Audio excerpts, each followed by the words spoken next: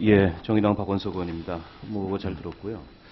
오늘 그 재정부 업무보고 자료를 보니까 대내외 리스크 관리 강화 항목의 첫 번째가 가계부채네요. 저는 이게 좀 말뿐이지 제대로 관리가 안 되고 있다고 보고요.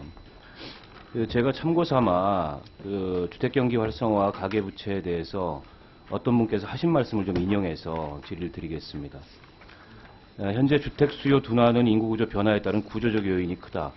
설사 주택담보대출이 늘어나도 그 돈의 절반 이하 정도만 주택 구매에 투입되기 때문에 효과가 크지 않다. 반면 가계대출 문제가 심각해질 수 있다. 주택경기 침체와 가계대출 부실 문제는 차원이 다르다. 가계대출은 핵폭탄급이다. 문제가 불거지면 나라가 흔들리게 된다. 부총리께서는 이게 어느 분의 발언이라고 혹시 알고 계십니까? 보시기에는 이제 야당 의원이나 야당 성향의 전문가가 하신 말씀인 것 같죠. 최근에 발간된 이명박 전 대통령의 회고록에 나오는 내용입니다. 해당 발언을 한 분은 당시에 청와대 경제수석이었던 김대기 수석입니다. 잘 아시죠? 고시 동기시고. 예, 잘 압니다. 2010년 8월에 부동산 대책을 내놓으면서 이명박 전 대통령이 그 주택가격 반등을 위해서 DTI LTV 완화를 하려고 하자 당시에 김대기 청와대 경제수석이 이런 취지로 말렸다는 내용이 나옵니다. 이런 사실 알고 계십니까? 있었던 거? 저는 아직 읽어보지 못해서. 모르셨겠죠. 알고는 지금과 같은 정책을 추진하기가 좀 어려웠을 거라고 보고요. 지금 업무보고 자료를 보니까 가계부채 총량 관리를 하고 질적 개선을 촉진하겠다 이렇게 나와 있는데 되고 있나요? 예, 지금 더 노력을 하고 있습니다. 작년에 주택담보대출이 얼마 늘었습니까? 37조 3천억 원이 늘었고요. 예. MB정부와 박근혜 정부 통틀어서 불과 1년 만에 이렇게 많이 증가한 적이 없습니다. 부총리께서 취임하신 이후 5개월 동안 주택담보대출 잔액이 24조 8천억 원이 됐는데요. 박근혜 정부와 박근혜 정부 첫 해와 그 이듬해 2년간 늘어난 주택담보대출 잔액보다도 많습니다. 그런데 이렇게 늘어난 주택담보대출이 집 사는 데 사용이 됐습니까? 그 중에 일부는 이게 이제 다른 주택경기 용도로 활성화하고 그 매매를 늘리기 위해서 긴급하게 이런 처방을 했다 이렇게 말씀을 하셨는데 사실은 절반밖에는 사용이 안 됐습니다. 주택금에. 그 긴급한 처방이라기보다도요.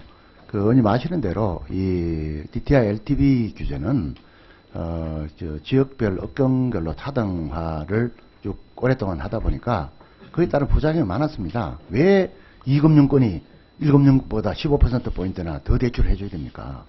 이게 가계부채 구조의 실적 악화를 초래한 거 아닙니까? 그래서 업건별 차등화를 없앴고, 그 다음에 지역별로 왜 수도권하고 지방이 차별을 받아야 됩니까? 그래서 그런 합리적인 어떤 그런 그 조정이었다. 이런 말씀을 올리고요. 그리고 주택 거래량이 늘어나면은 저절로 주택담보대출은 조금 늘어나는 측면이 있습니다. 그래서 지난해 우리가 주택 거래량이 알겠고요. 지금 조금 늘어나는 게 아니고 예. 이 담보대출이 폭증을 한 거죠.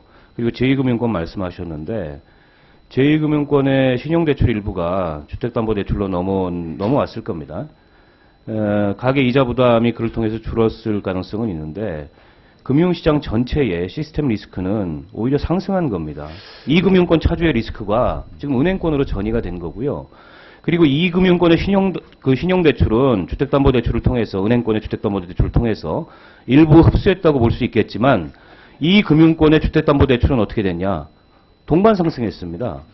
그러니까 무슨 말이냐면 이 금융권의 그 신용대출은 은행권으로 넘어가서 전체적인 리스크를 키우고 담보대출은 여전히 남아서 위험의 불씨를 키우고 있는 거예요. 그런데 이런 상황에서 총량 관리를 하고 있다. 총량 키우는 관리하고 있는 거지 무슨 총량 관리를 하고 있습니까? 의원님 그 양쪽으로 하고 있는데요. 하나는 금년에 이제 주택금융공사를 통해서 저희들이 한 40조 원 만기가 도래는 40조 원 규모를 대상으로 지금 단기 변동금리로 되어 있는 부분을 장기 고정금리로 전환을 하려고 하고 있습니다. 이게 지금 결국은 지금 리스크가 있다는 게 금리가 갑자기 올랐을 때 이자 부담, 특히 취약계층이 이자 부담이 이제 높아지면은 그 부실화될 가능성이 있지 않느냐. 이게 제일 걱정 아니겠습니까? 그래서 그런 이제 질적인 그 개선과 함께 또 저는 이렇게 보고 있습니다. 지금 시스템 리스크 말씀을 주셨는데요. 저희들이 기본적으로 BIS 비율이나 여러 가지 담보하고 자산 비율 다 보면은 시스템 리스크로 정의될 확률은 거의 없다는 게 지금 금융 전문가들의 얘기고 또 국제 자, 그 말씀은 반복해서 하시는데 S&P 같은 데는 그렇게 얘기 안 하는 평가했을 때 전문가들도 많아요. 지금 한국 경제에 잠재된 위험으로 이 가계부채 문제를 첫 번째로 꼽는 전문가들도 많고, 근데 이 정부 들어와서 이 주택금융과 관련된 각종 규제 완화가 그런 위기를 더 키우고 있다 이런 우려의 목소리 많다는 것을 부총님도 듣고 계시지 않습니까? 네, 저도. 근데 정부는 총량 관리가 뭡니까? 주택담보대출의 총량을 줄이는 거예요. 그러니까요, 그거를. 근데 총량을 키우면서 총량 관리한다고 하니까 이게 앞뒤가 안 맞는 얘기잖아요. 1금융권, 2금융권, 금융권별로 봐야 됩니다. 지금 상대적으로 제가 보건대는 가계부채가 가처분 소득 대비로는 비율이 높은 게 사실입니다. 그런데 자산이나 이거 대비해보면은 다른 나라에 비해서 굉장히 그렇게 높은 수준이 아닙니다. 그래서 양면이 있기 때문에 이걸 어떻게 시간이 없어서 하는 게 중요하다. 시간이 없어서 마저 좀 그 말씀을 드릴게요. 지금 1%대 그 수익공유형 주택담보대출 이거 내놓겠다고 발표를 했습니다. 근데 지금 결국에는 계속 빚내서 집 사라, 이자 내려주고 대상도 완화하고 규제 다 풀어주고 이러면서 국회 그 제출하는 업무보고 자료에는 총량 관리하겠다. 이게 앞뒤가 맞는다고 생각하세요? 그러니까 기본적으로 아까 말씀드린 대로 업종별로 저희들은 1금융권보다는 2금융권의 그 가계 대출이 늘어나는 거는 좀 리스크가 있을 수 있다고 보고 있기 때문에 2금융권을 중심으로 한 그런 여러 가지 관리 이런 부분들은 금융위가 중심에서 일부 이미 시행을 하고 있습니다. 자, 1, 2금융권이 지금 동반 상승을 하고 있고요. 지금 하시는 말씀은 2금융권의 주택담보대출이 1금융권으로 대환되도록 정부가 정책을 쓰고 있다고 말씀하시는 건데 실제로 그렇지 않다는 것을 제가 통계를 통해서 말씀드렸죠. 작년에 2금융권 주담대도 3조 원이 늘었어요. 그리고 지금 질적 개선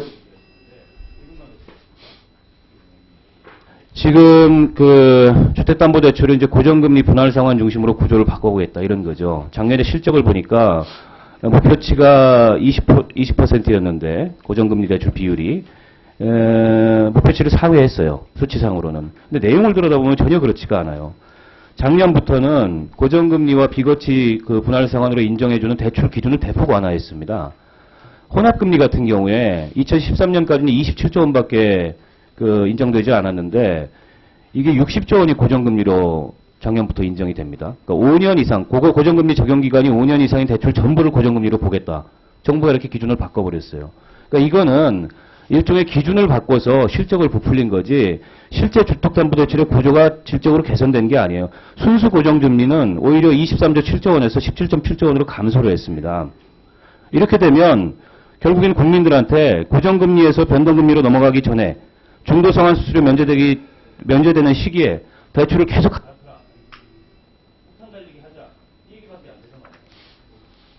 금년에 어쨌거나 저희들이 40조를 목표로 하는 것은 만기가 돌아오는 부분에 대해서 그렇게 적용하고 있기 때문에 장기 고정금리로 전환을 하는 그 정책을 솔직히 그걸 하려면 비용이 듭니다. 그래서 금년에는 주택금융공사의 여러 가지 출자나 이런 걸 통해서 자본 확충을 해가면서 소위 돈을 들여가면서도 질적 구조 개선을 하겠다 하는 그런 목표를 세워서 추진하도록 하겠습니다. 예.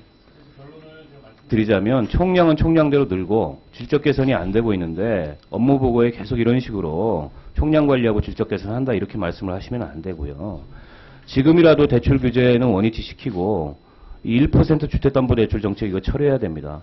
앞서서 MB정부 때 청와대 경제수석이 했던 얘기는 그게 사실은 맞는 얘기예요. 지금 인구 구조의 변화에 따른 것이지 이게 무슨 규제 완화한다고 해결될 문제가 아니고 그 규제 완화의 후폭풍이나 효과는 더 크다. 잘못하면 나라 망한다.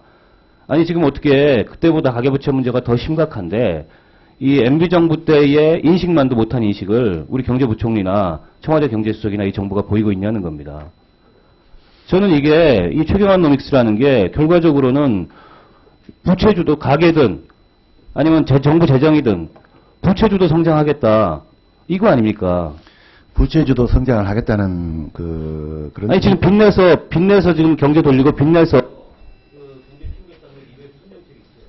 그러면은 지금 경제가 굉장히 깔아앉고 있고 또 서민들이 아우성을 치는데 정부가 손을 놓고 있어서야 되겠습니까? 그래서 정제를 또 살려가면서 그런 지금 말씀하신 그런 리스크 요인들을 관리하는 것이 그게 현실에서 현실 정책을 책임지고 있는 정부가 할 수 있는 거 아니겠습니까? 그래서 현실은 어쨌거나 그런 리스크 요인들을 관리를 하면서 또 현실 경제도 어느 정도 또 유지를 해가면서 이게 해야 되지. 현실 경제는 그냥 바다를 가라앉고 있는데 아무 조치도 취하지 않고 있으면은 그건 또 그 자체로 큰 문제가 생기고 그렇게 하다 보면은 그게 바로 악순환에 빠져서 그 리스크 요인을 더 키우는 그런 면이 있다는 점을 이해해 주시길 바라겠습니다. 네, 수고하셨습니다. 다음은 심재철 의원님 질의해 주시기 바랍니다. 예.